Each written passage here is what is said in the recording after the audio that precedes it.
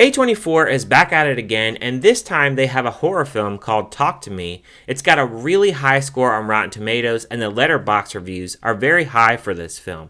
But what did I ultimately think about this film, and should you be checking it out as a horror fan? Well, I have that answer next.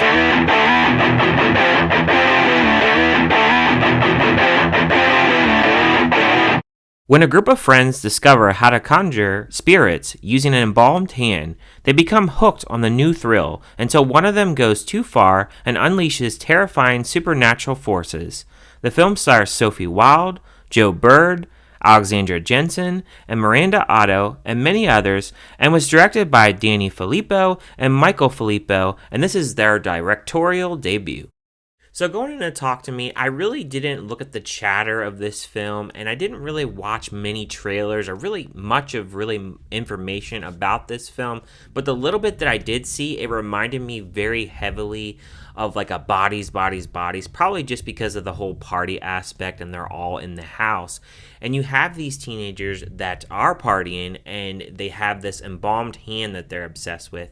And basically they hold this hand and they say, "Talk to me." And then they say, "I let you in." And then these spirits come out of this hand and into their body, and they instantly become possessed. And if they don't actually stop it and blow out the candle after 90 seconds, the spirit remains and it's within their body. Sophie Wilde is Mia, and she is our main character that we follow. We learn that she's had a tragic death recently with her mother, and she's really having a lot of struggles. She's having confusion, she's having loneliness, depression, isolation, having all those problems. The film, it really relies a lot on those problems to really distract her from certain things. She is probably the most that we really know about most of the characters. We also have Jade and Riley, who she stays at their house a lot of times. She's not with her dad really much. She doesn't have a very good relationship. And then they also have their mother named Sue there. And I really did enjoy her character. I found that her character really did have a lot of comedy relief. She's really tough on her children. She knows when they're doing something they shouldn't be doing, like doing drugs or going to a party. And she's always suspecting them, going, "I know that you're going to a party. I know that you're going to be doing something wrong or sneaking out." It has a lot of tropes, I would say, that really go into the horror genre. I feel like with Mia's character, they use that whole tragedy that she's had in her life to really affect her going into these spirits. And I feel like they've done that a lot in horror recently, especially with like depression and loneliness. That really has been incorporated in horror a lot lately, and I think this film, it definitely uses that to its advantage. One of the things that I didn't really like about this film is I found that through the middle of this film, it definitely felt like it dragged a little bit. I found that a lot of these characters that are introduced, even though there's not a lot in this film, I feel like we don't really know a whole lot about them, and I feel like I don't really have anybody really to root for. I feel like with Mia's character, even though she is the main focus of this film, I just didn't really, I would say, buy always into her character. I wouldn't say like she didn't act well or anything like that.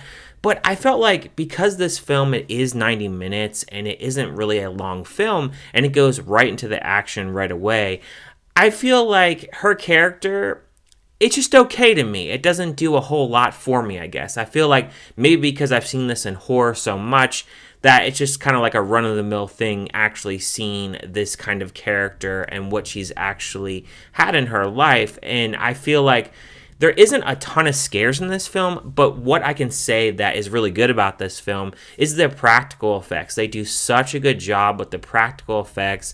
The makeup, the sound design of this film is really good as well. There are parts in this film where it does remind me in certain aspects of like the creepiness of like an Evil Dead, but not necessarily like really goofy like an Evil Dead, but it has like small little snippets that definitely reminded me of Evil Dead.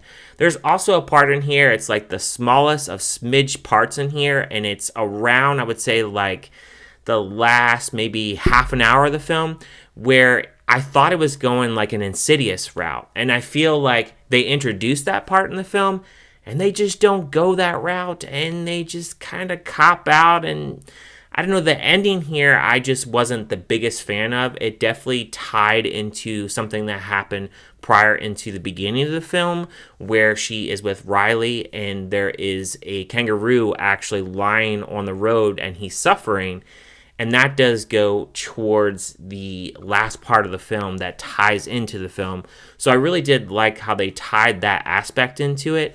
I feel like there are parts in this film where there is some commentary towards teenagers and how they act, especially when they're at the party. There is them doing this spirit thing and actually inviting the spirits into their body, and they all have their phones out. They're playing with their phones, and even though someone is sitting there and they're getting a spirit sucked into their body, they're sitting there laughing and filming it. They got their cameras on and they got the flashlights on and everything. And I think that really does actually pay homage to actual commentary to how teenagers act and how they just don't take things serious when they actually shouldn't. It's just kind of all a big joke. And I think they really do hit that home in that portion of the film. I do feel like it builds an atmosphere, but I feel like it's kind of an unfinished film, and it definitely feels like it should have a longer runtime. I feel like there are certain points in this film where it introduces certain things, especially the whole world within the spirits. There is one portion where I was like, okay, so we're going to get a little bit more backstory, and unfortunately, it just doesn't go that route. And I feel like a lot of the things that really makes the film feel very amped up is the last 25 minutes of the film. And I feel like we needed more time to really amp up the film a little bit more. And I felt like by the time the film actually ended, I wanted a little bit more, and I left a little bit disappointed in the film. But I think overall the film, it's made well. And I think for first-time directors, they do a lot here to really make horror fans happy, especially with the practical effects. Some creepy little scenes. I mean, there is one portion where you have a foot being involved. I'll leave it at that, but I was just like, certain things in here, it definitely pays homage to horror fans, and I think horror fans, they'll really appreciate this. I don't think this film is particularly really scary. I definitely feel like there are points in this film where there is some generic things happening. First off, with Mia and the fact that she's grieving, and these spirits take advantage of her, so she makes a lot of bad decisions. Obviously, you see that a lot in horror films, and obviously also when people get possessed, they have those big black eyes. You see that all the time, probably 1,000 times in a horror film. So it definitely has those things that you've seen in horror films before, and I think it's just going to depend how you really feel about the story. I just felt from a character perspective, I felt like we weren't really getting anything too new. We've seen it many times. I felt like everybody else is just kind of there. I felt like they all do a decent job in their roles, but I just feel like in the middle of this film, it loses its steam a little bit, and I would say at portions, I wanted a little bit amped up more. I felt like it definitely was kind of downgraded a little bit, and I wanted a little bit more backstory with the embalmed hand. We do get a really cool opening scene that I really did like, and I like that they just incorporated that in the beginning of the film to really get the film going and have a little bit of momentum. But I just think that this film, it needs a little bit more momentum and a little bit more oomph to really make it feel like a really cool horror film. And I just feel like for A24, this can feel a little generic at times. So as far as the score for this film, I would give it a 3 out of 5. I think for directors, this is their first debut. I don't think this is a bad film. I just think that I expected a little bit more from A24 because A24, they always have these unique horror films. I didn't feel like this one was very special. And I think overall for me, maybe I would give it another watch. I don't think it's something that I would buy or put in my collection though. And overall, I would like to know down in the comments, what did you guys think about this film? Did you like it? Did you hate it? Did you think it was just kind of meh? I've seen people absolutely love this film, so I would love to hear your thoughts down in the comments, what you guys thought about this film. But thank you guys for checking out this review, and I will see you guys on my next review.